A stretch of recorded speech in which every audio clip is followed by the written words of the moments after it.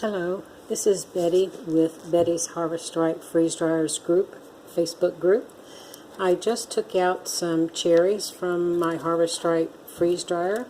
It happens to be a knob style unit that I used today.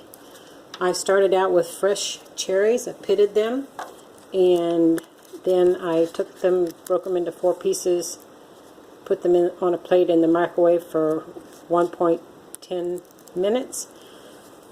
Just to see if it would help to cook the skins a little bit prior to freeze drying, because cherries with the skin take so long to get dry, they tend to stay sticky, and these are no different.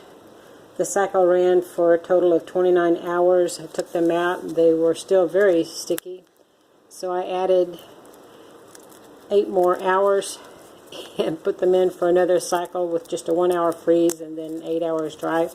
And they still feel a little sticky.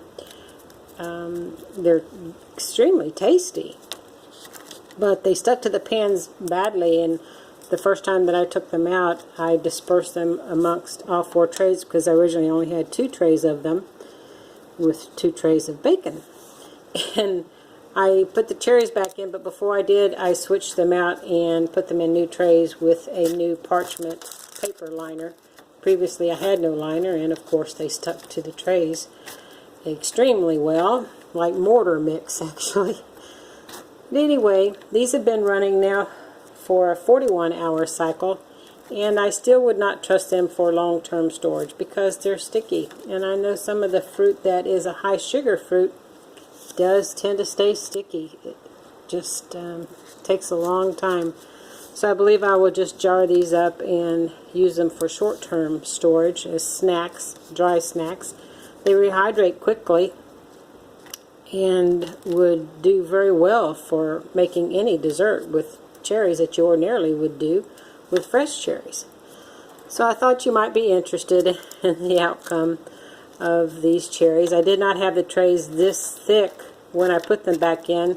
I actually took the 4 trays and put them back into these 2 for visual, and the space that I have here is just conducive to 2 trays, so that's the way that worked out.